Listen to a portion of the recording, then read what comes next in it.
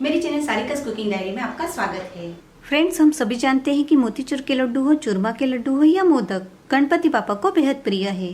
इससे पहले हमने चूरमा के लड्डू बना लिए हैं। उस वीडियो की लिंक आपको नीचे डिस्क्रिप्शन बॉक्स में मिल जाएगी। और आज हम बनाने वाले हैं उकड़ीचे मोदक यानी कि स्टीम मोदक। तो चलिए फिर बनाना शुरू करते हैं। मोदक के लिए यहाँ पर मैंने ये आधा नारियल लिया है। सबसे पहले हम इस नारियल की स्किन को निकाल कर धो लेंगे।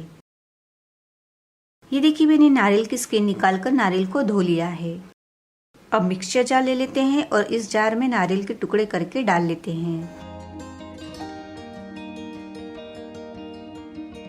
अब मिक्सी पर चर्न करके नारियल का बुरादा तैयार कर लेते हैं। ये देखिए, नारियल को पीसकर मैंने इस तरह का बुरादा तैयार कर लिया है। अब कटोरी या फिर इस तरह कोई भी कप लेकर बुरादे को कप में भर लेते हैं और कितना बुरादा बना है वो देख लेते हैं, जिससे हम स्टफिंग बनाते वक्त जो गुड़ लगने वाला है उसे प्रॉपर क्वांटिटी में लेने में आसानी होगी।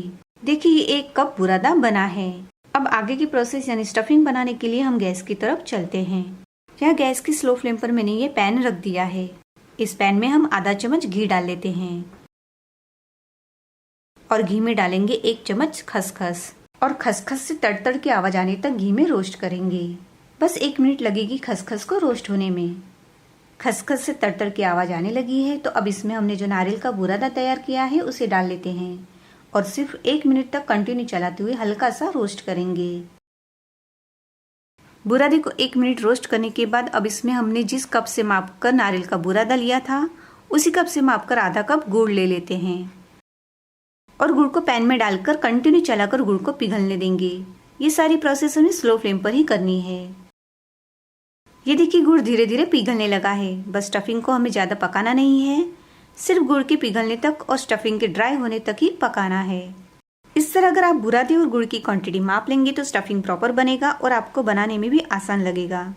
ये देखिए, हमारा स्टफिंग रेडी हो गया है। अब गैस की फ्लेम को बंद कर देते हैं और जायफल को ग्रेट करके स्टफिंग में डाल लेते हैं। बस थोड़ा सा ही, यानी सिर्फ 3 से 4 चुटकी जितना ही काफ़ी होगा। जायफल की वजह से मोदक का टेस्ट और भी बढ़ जाता है। अब मिश्रण गर्म ही है तो मिक्स कर लेते हैं।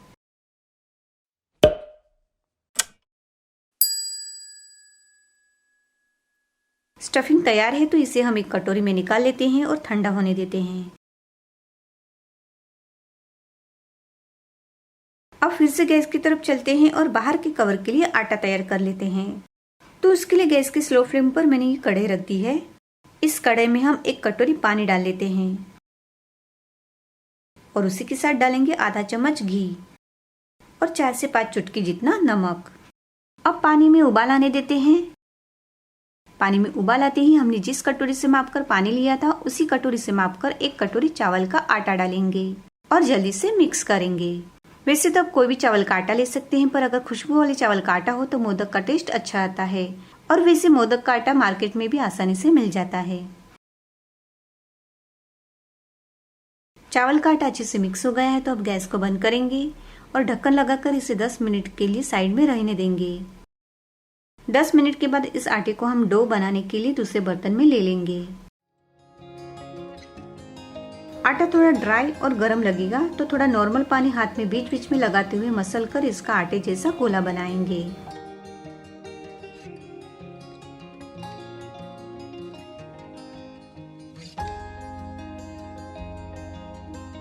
इस आटे को 5 से 7 मिनट तक अच्छे से गूंद लेना है। आटे को अच्छे से गूंद लेना बहुत जरूरी है, तभी हम मोदक को अच्छे से शेप दे पाएंगे। हम जैसे रोटी के लिए आटा बनाते हैं उसी तरह का आटा हमें रखना है।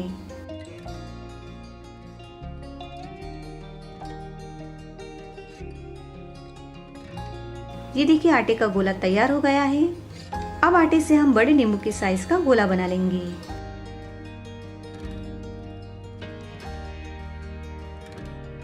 अब सूखे चावल का आटा घी या पानी उंगलियों पर लगा लेंगे और फिर अंदर की साइड दोनों अंगूठे और उंगलियों को बाहर की तरफ रखकर प्रेस करते हुए इस तरह गोल गोल घुमाकर कटोरी का शेप दे देते हैं।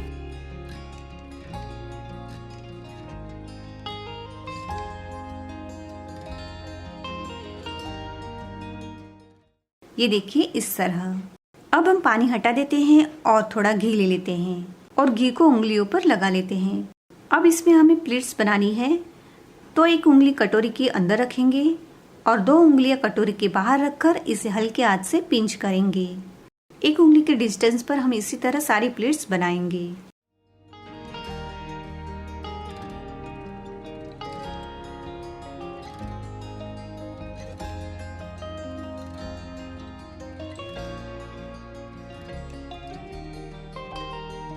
ये देखिए इस तरह। अब इसमें हम थोड़ा स्टफिंग भर लेते हैं।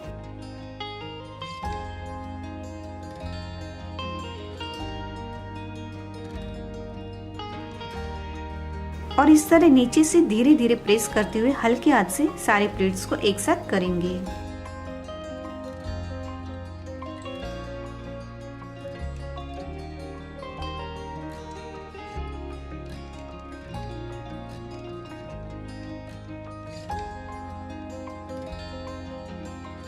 बीच बीच में चेक करते रहना है, अगर प्लेट्स मुड़ गई हो तो उसे ठीक कर ले। और अब इस तरह से इसे जॉइन कर लेंगे।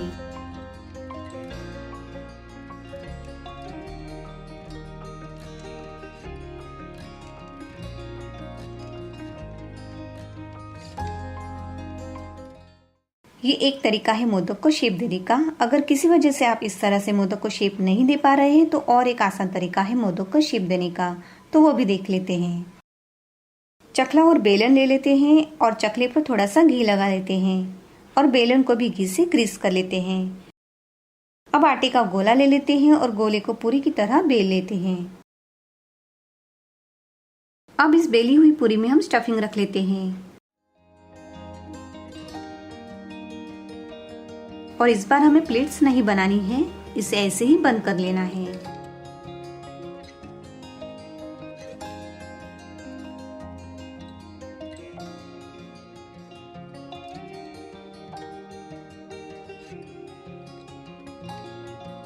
और इस तरह मोदक का आकार दे देंगे।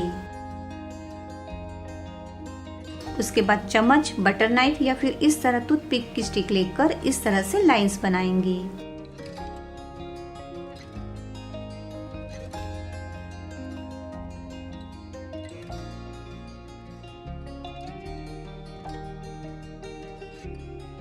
वैसे ही आप हाथों से कटोरी का शेप ना देकर चकले पर बेलकर भी प्लेट्स वाले मोदक या फिर इस तरह लाइंस किए हुए मोदक आसानी से बना सकते हैं। इस तरह से सारे मोदक का हमने शेप देकर तैयार कर लिया है। अब इन्हें स्टीम कर लेते हैं। तो फिर से गैस की तरफ चलते हैं और इस तरह की कढ़ाई, पतीली या फिर आपके पास स्टीम के लिए बर्तन हो तो उसमें भी आप मोदक को स्टीम कर सकते हैं। इस कढ़ाई में 1 गिलास पानी डाल लेते हैं। उसके बाद इस कढ़ाई में हम इस तरह की छलनी रखेंगे और छलनी में रखेंगे केले का पत्ता। आप केले के पत्ते को नहीं रखेंगे तो भी चलेगा। अब इस पत्ते पर हम मोदक रख लेते हैं। मोदक को हमें इस तरह थोड़े थोड़े डिस्टेंस पर रखना है। अब गैस की फ्लेम को मीडियम रखना है और कढ़ाई पर ढक्कन लगाकर 10 मिनट तक स्टीम करना है।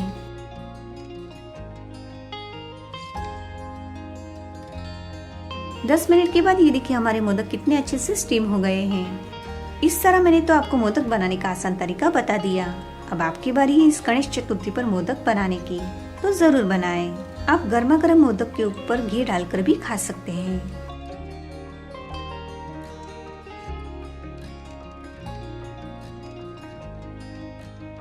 तो फ्रेंड्स, आपको मेरी ये रेसिपी कैसी लगी? अगर पसंद आई हो तो लाइक के बटन को जरूर प्रेस करें। आपका एक लाइक मेरा हौसला बढ़ाने के लिए और चैनल की ग्रो करने के लिए बेहद जरूरी है। धन्यवाद। फिर मिलेंगे नई रेसिपी के साथ, तब तक के लिए बाय एंड गुड डे।